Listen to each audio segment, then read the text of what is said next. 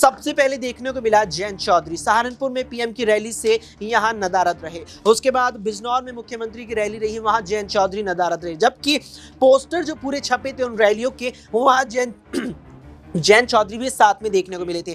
अब देखने को मिला पीलीभीत में प्रधानमंत्री नरेंद्र मोदी की रैली थी, वरुण गांधी गायब रहे। और केवल मंच से ही नहीं, जितने भी पोस्टर लगे वहां भी वरुण गांधी गायब थे। क्या इसका मतलब ये निकाला जाए कि वरुण गांधी या तो निर्दलीय चुनावी मैदान में उतरेंगे या बीजेपी से अपना नाता भी तोड़ लेंगे टिकट कटने के बाद? देखिए, बिल्कुल, जब वरुण गांधी का टिकट कटा पीलीभीत से, उसके बाद से ही लगातार संभावना बन रही थी कि क्या वरुण गांधी अपना जो पॉलिटिकल भविष्य है, राजनीतिक जो भविष्य है, क्या किसी और पार्टी में तलाशते हुए नजर आएंगे। सपा ने भी उनको खुला ऑफर दिया, कांग्रेस पार्टी ने भी ऑफर दिया, लेकिन अब तक वरुण गांधी ने इसको लेकर कुछ भी नहीं किया, बल्कि उन्होंने एक इमोशनल खत जो है पीलीभीत की जनता के लिए लिखा और तमाम सारी बातें कही। ऐसे में अब बड़ा सवाल ये बन रहा है कि क्या जो वरुण गांधी है, क्या निर्दलीय रूप से कहीं पे वो नजर आ सकते हैं। अब यहाँ पर जब रैली होती है पीलीभीत के अंदर, वहाँ पर मोदी नजर आते हैं, और लेकिन वरुण गांधी वहाँ पर दिखाई नहीं पड़ते हैं। इससे पहले जब रैली में कह सकते रैली हुई, वहाँ पर संतोष गंगवार जो कई बार के सांसद हैं, इस बार उनका टिकट कट गया, लेकिन फिर भी वो मंच पे नजर आते हैं। तो क्या वरुण गांधी का मंच पे नहीं होना ये बताता है कि अब वो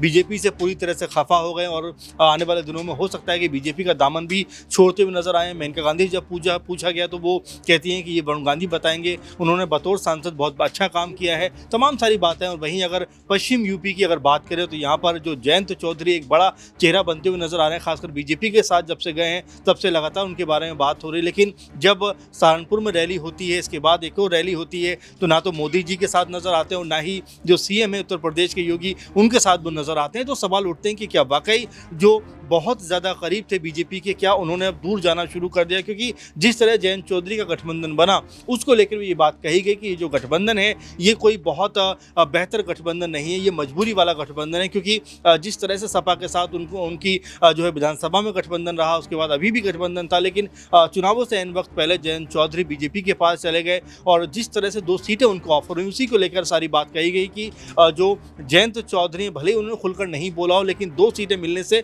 वो नाराज़ है। ऐसे में उनकी पार्टी के तमाम लोग पार्टी भी छोड़ते हैं, तमाम बयानबाजी भी होती है।